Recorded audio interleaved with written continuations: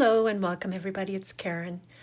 I am playing with the Love and Daydreams collection primarily today from Paper Rose Studio. Now, my package arrived late, so I know this was meant to have been for Valentine's. I actually had an earlier deadline, but had to push that back a bit. So I'm going to show you 4 cards today, and only one of them is sort of a Valentine's or maybe an anniversary card. So that was my first card that you just saw, and I'll show you how I made it. I am using the Vintage Labels 2 nesting dies, and you can see I've taken one smaller and one slightly larger frame, and I've cut these frames out of 2 out of red and 1 out of white cardstock. Now I did make sure, the paper came from the 6x6 paper pack, and it's just that really pretty red paper that I chose to use for those 2 frames. I just made sure that that smaller inside die, which I'm taking out now, was big enough to fit my die cut image. It's an A2 size card, so 11 inches by 4 1/4 tall. I've scored it at 5 1/2 and folded it in half. And then I just took the smaller of those 2 nesting die frames and cut through both the front and the back of the card, so you go right through. Now I'm putting my frames back onto around those openings, both on the front, and this is the front inside of the card. And I used the red frames for these. And on the back, I just put this white frame. I had it in scrap cardstock, and I just thought I would finish it off a little bit. And then this is the image that I've chosen, these 2 really cute little bunnies. These are the embossed die cuts for the Love and Daydream set. Now, I know it was meant for Valentine's, but honestly, it could be so much more. There's all kinds of little birthday images that you could have in there. Lots of different things. So I'm trying not to do Valentine's today. Now, on the back of those bunnies, I am putting a penny. I think it's actually a euro penny, but it doesn't matter. You just want a little bit of weight, and I'm taping it in place with regular cellophane tape. Now I've traced the outline of that die cut and cut it out of scrap cardstock because I wanted to cover up that penny at the back. So I just made sure I had a piece to go back there. And I've got a little tiny strip of acetate here that is bigger than I actually need, but I'll cut it down in a bit when I know where to cut it. So I've put some red line tape on it, and I'm just placing this acetate strip straight up and down from the bunnies. And I've put a little bit more red line tape on the back of that acetate now. And I'll add some glue to this second die cut and sandwich these together so you don't see the acetate at the back or the penny. And then I just turned it around to make sure that it was all nicely lined up and pressed it. Now here you can see I'm positioning those bunnies just inside that window. I don't want them touching any of the edges, so I wanted to make sure I got them positioned quite right. So I just trimmed off the excess. And then I will use a regular paper punch and just punch a hole in that acetate. And I will also punch out a little piece of foam tape with the same paper punch. And then that little circle of foam tape will go inside that hole that we've just punched open. And then you need to cover that because it will let the acetate flop off. So I'm just putting a bit of anti-static powder around the outside, and I've cut a scrap of cardstock. I actually ended up making mine into a semicircle kind of a thing, but you don't need to. Just a square would work, or as long as it doesn't impede the fold line. So I'm using the Happy Peekaboo die set here. I've cut it, I think this was 2 inches wide, looks like 2 inches, and then I'm pretty stingy with my pattern paper, so I just cut a little piece to fit across that center opening. And I'm putting some glue on the back of the letters and just along the top and bottom of the word, and I will stick this little piece of pattern paper down. And then I've got the word Easter from the Stacked Sentiments number 2 stamp set here. I've used this for another card, this stamp set, so just so you know. And I will link to everything down below. But I stamped it in red and clear heat embossed, and I did use the coordinating dies to go with that. Now I found this little bouquet in my Easter Village embossed die cuts, and I just thought it went so well with those bunnies and with the happy, so I'm putting that on just below the opening there. And then I also had this large bunny trio die set, and I cut one of these bunnies from white cardstock. They are so cute, I couldn't help it. And I just went around the edges. I think that was Distress Tea Dye ink I just went around the edges with and added the pom-pom for his tail. And I'm just gluing him down to the front. Now to make this a tentfold card, I have a piece of 3-inch wide by 4¼ inch tall cardstock that I'm scoring at 1/2 inch, 1½ and 2½ inches. And so that's going to give us that little piece that goes inside between the front and back to make this into a tentfold card.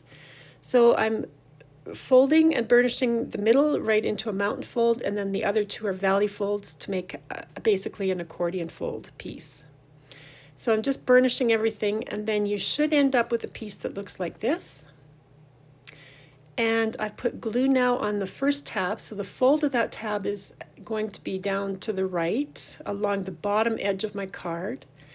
I actually, because I'm doing a video, I couldn't get my head right in there, and I kind of didn't get this quite lined up with the bottom of my card, but you can see there the fold of that tab is pressed up against the bottom edge of the card. So you could just glue that one in place.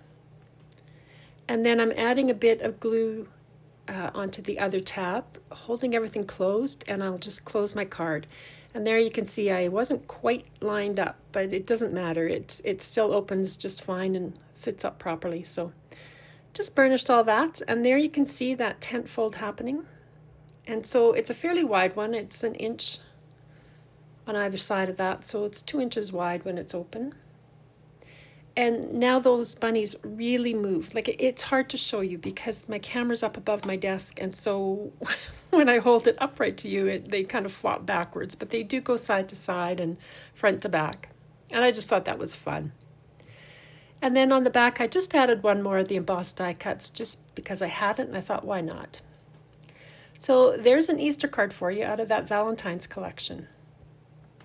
Okay, now this card is a child's birthday card. It's going to be a trifold, so I've got two 4¼ by 11-inch wide pieces of cardstock that I'm scoring right at 5½, just like you would for an A2 card. And I'll do that for both of these. Then they both get folded, and I burnish the folds on both of them. Now on one of them, I'm just going to trim off the edges a tiny little bit. It's just a sliver, just so it fits inside the other one properly. I've got glue on the one side of the shorter card, and I'm just going to put that inside this slightly larger card here. And I'm just making sure I'm up to the fold line basically, but not going over. Now I had this piece of the 12 by 12 paper, and I thought it was so cute. I did not want to waste the bottom part of that. So I trimmed it down to fit inside my card, and I've glued that in place. So there's the trifold. Now these information strips on these 12 by 12 papers, I absolutely love them. I am going to use this one. I had this happy, it was already done and in my die set, so I just went with it. I thought the colors coordinated well. So I'm just adding the die cut images there to the sides, and that sentiment is also from the same Stacked Sentiments die set. So that was the front of my card. There's the inside, and of course I added some more of the embossed die cuts because it's a party. You had to have all those little guys there. And I thought for a child, that's a really fun little card. I mean, it just goes and goes and goes, it seems. So not a Valentine's Day card. But really, it looks like a birthday card to me. Okay, so my next card it's an acetate front. Now, I made this one off camera, and I've coordinated both the Love and Daydreams with some of the Love Valentine images. They were cut aparts that I used. But I love that you can see through to the little animals peeking through at the bottom there, and yet they're all there when you open it up. So those images on the front and back centers are from the Love Valentines, but I thought they went well with these other ones, so I just cut them out and used those. So to make this, I've got a 5½ inch square piece of white cardstock. It's not a card base or anything, it's just one piece. And I have a piece of 5½ by 6 inch wide acetate. Now I used 8mm acetate, and you want to score this at 5½ inches. So it's quite thick acetate. I folded it and burnished that fold, and I've put some red line tape now on the outside of that V shape there. So the sticky side is going to go face down now to the cardstock, And you just want to line this up with the white edges of that 5.5-inch square and place it down as well as you can. That red line tape really is quite sticky. But I do like to always burnish the red line tape, and you can actually see the tape slightly change color when it adheres. So there's the card base now.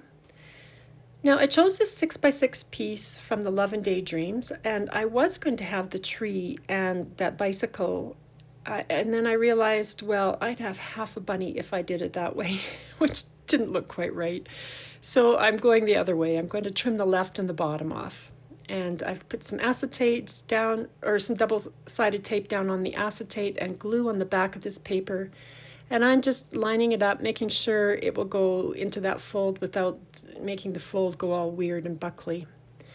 And I'll just press that down. Now, I used the Stitch Square Frames die for these, and I've cut one of the largest ones from white cardstock. I've put some red line tape on it because this is going to adhere to the acetate. And I've removed the corners of two opposite corners of the red line tape. I've taken the release paper off so I can position this and then stick it all down and get it right. Luckily it was on acetate, so I could lift that little corner up a bit. And so once you've got it, then you can remove the rest of the release paper.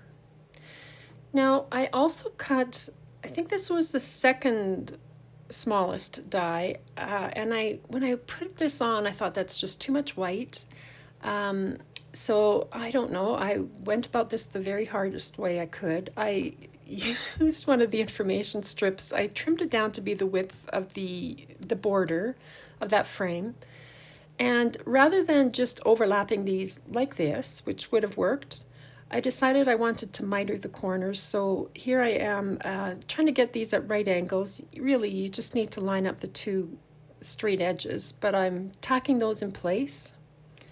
And then I will cut this from the bottom of that V, basically, the upside down V, from the bottom up to the top. And that will give me two mitered corners that will join together.